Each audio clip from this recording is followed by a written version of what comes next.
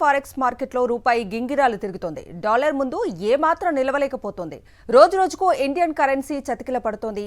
చరిత్రలో ఎన్నడూ లేనంతగా డాలర్తో రూపాయి మారకం విలువ పడిపోయింది. సరికొత్త జీవితకాల కనిష్ట స్థాయికి పడిపోయిన రూపీ దేశ ఆర్థిక వ్యవస్థను ప్రమాదంలోకి నెడుతోంది.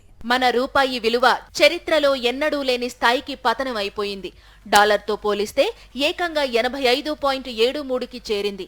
రూపాయి మారకం 85.50 స్థాయిని దాటడం ఇదే తొలిసారి. నాన్ డెలివరబుల్ ఫార్వర్డ్ మార్కెట్లో డాలర్కు డిమాండ్ పెరుగుతూ వస్తోంది. దీంతో 9 రోజుల నుంచి వరుసగా రూపాయి విలువ క్షీణిస్తోంది.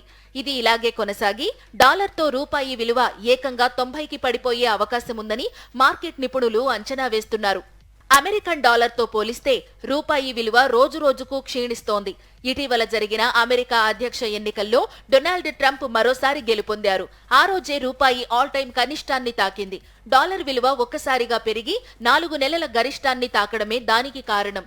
ట్రంప్ గెలిచినప్పటి నుంచి అమెరికన్ స్టాక్ మార్కెట్లు మంచి లాభాల్లో ట్రేడ్ అయి డాలర్ విలువ బలపడుతోంది. ఈ క్రమంలోనే అమెరికా డాలర్ను బలహీనపరిచేందుకు ప్రయత్నిస్తే బ్రిక్స్ దేశాలపై 100% పన్నులు విధిస్తామని అమెరికా కొత్త అధ్యక్షుడు డొనాల్డ్ ట్రంప్ హెచ్చరించారు. దీంతో ఆసియా కరెన్సీలన్నీ బలహీనపడ్డాయి. దాంతో రూపాయి విలువ ఇంకా పతనమవుతూ ప్రతిరోజు సరికొత్త కనిష్టాలను నమోదు చేస్తోంది.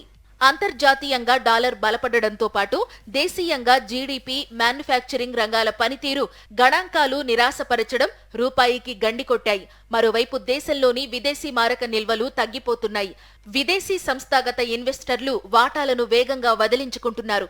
గత 2 నెలల కాలంలోనే $13 బిలియన్ మేర పెట్టుబడులు ఎగిరిపోయాయి. ఇవన్నీ రూపాయి పతనానికి కారణమయ్యాయి. డొనాల్డ్ ట్రంప్ మొదటి విడత పాలనా కాలంలో రూపాయి విలువ డాలర్తో పోలిస్తే ఏకంగా 11% పడిపోయింది. ఇప్పుడు మళ్లీ ట్రంప్ అధికారం చేపట్టిన తరువాత కూడా అదే పరిస్థితి ఉండబోతోందని నిపుణులు చెబుతున్నారు.